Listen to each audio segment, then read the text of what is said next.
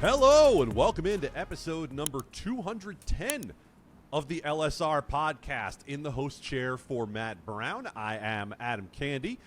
We have a couple of LSR's finest minds with us today to talk about some of the latest and greatest that's been going on at LegalSportsReport.com. Thanks so much for joining us here on the podcast. Of course, we appreciate all the support that you can give us, whether it's over at LSR, on our Twitter at LSP Report, or supporting us here at the podcast with a rating, with a review, with a subscription.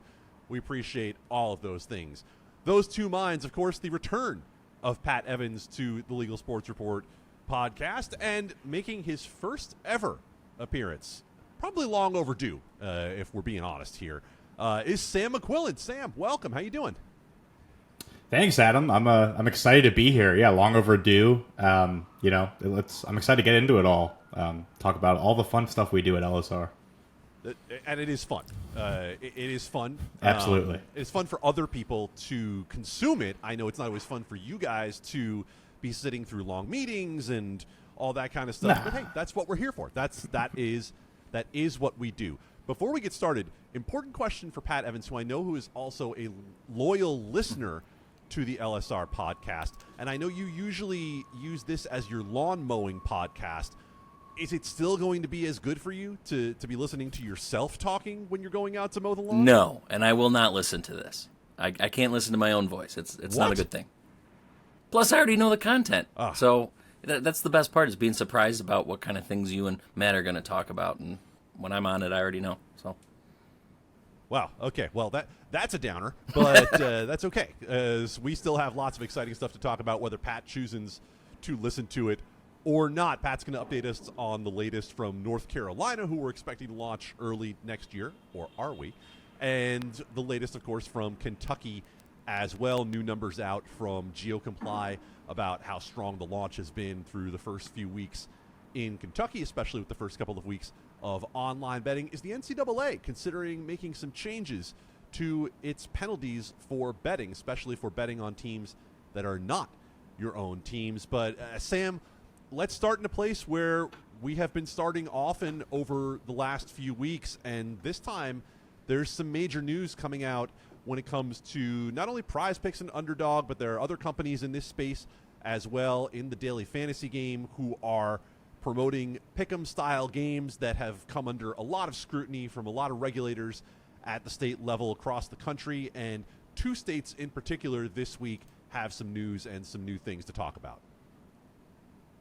Yeah, I don't think anyone will be surprised who listens to this podcast to hear that there's more news in this space. It feels like it's been a waterfall of just, cease and desist letters, bans coming out ever since, late July, when kind of some operators started to talk about what they saw as potentially being versions of illegal sports betting happening on daily fantasy sports apps. But this week, two of the biggest names that are out there, New York and Michigan, effectively passed these bans that ban anything that is deemed to mimic a player prop sports bet from being on a fantasy sports app. So the companies that you just talked about that have popularized the pick'em games, which essentially are, you betting player props as long as you parlay them against the house, they're kind of saying, we don't know specifically if these rules apply to us yet until we get specifically told that our product is not welcome here. We're not going to do anything. You would have to, think that these rules are very targeted towards those exact games that have been popularized and are really popular in a lot of states where sports betting isn't legal. So, Michigan, their ban is expected to go into effect by the end of October, was some breaking news today that we covered at LSR. And then New York's, there's no real timeline for it to go into effect, but it's in the process. So these companies right now are saying, we're kind of trying to get our ducks in a row, figure it out, work with regulators. And, on the last podcast, you guys just talked about Florida taking action too. So there's a lot on their plates, a lot of big states, which could mean, maybe shockwaves heard around the country. Other states pick it up. Now, the only operators that are likely going to be affected in Michigan are Prize Picks and Boom Shakalaka. Underdog used to offer its product there, but it pulled out last year after the state created licensing requirements that essentially made it where the sports betting tax rate is also applied to fantasy sports operators. So not as big a deal in Michigan. In New York, obviously the sports betting tax rate is 51%, which we know well about. How many people are up in arms about that. So it would be a very costly proposition for these companies to continue operating in New York. Not to mention the fact that licenses are millions and millions of dollars, and there's no licenses available right now. So they've got a lot on their plate as these bans take effect. It's interesting, Sam. You pointed to something there that is a question for a lot of people because they've seen the news that the rules were changed in New York, that the rules were changed in Michigan, that cease and desist letters were issued in Florida and in Wyoming, where we're still waiting for an ultimate outcome there. But it seems like what you're hearing back from the companies is that in most of these places, the games are still active right now, right? Yeah. If I'm in New York right now, so I just got an ad for Prize Picks this morning I think it was like their Taco Tuesday promotion again on Friday or something like that. So everyone a lot of people have been reaching out, like you said, wondering what happens to my outstanding wagers, things like that, or outstanding contest entries. The companies are still operating until they're really going to be forcibly removed from the state or specifically told not to. So if you're a user or a bettor who uses one of these apps, you don't have to worry right now. We're still waiting on news as to when they're going to leave.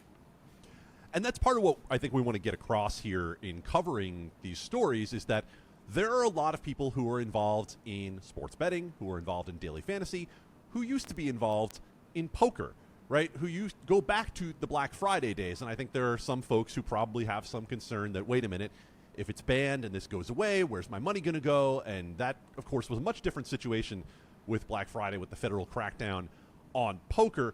In this situation, it's not as though these companies are necessarily going away.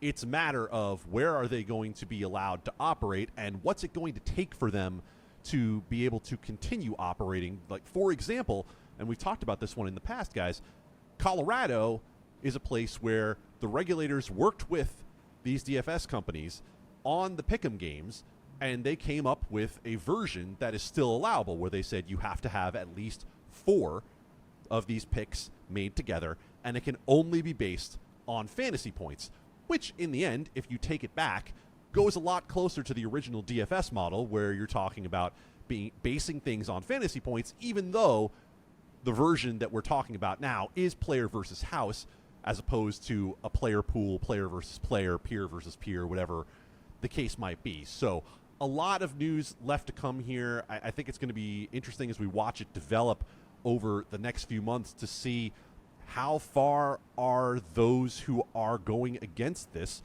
willing to push against this. And, we're going to talk in a little bit about the G2E convention that is starting next week. You don't have to look very far in the education sessions to find that there is an education session about combating the illegal market.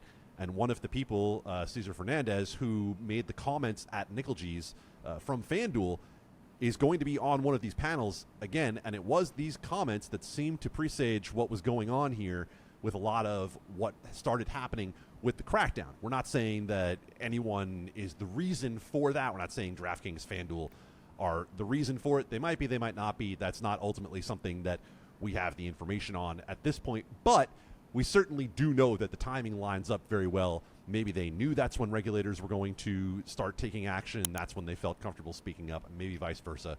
More on that as we come around on all of these states.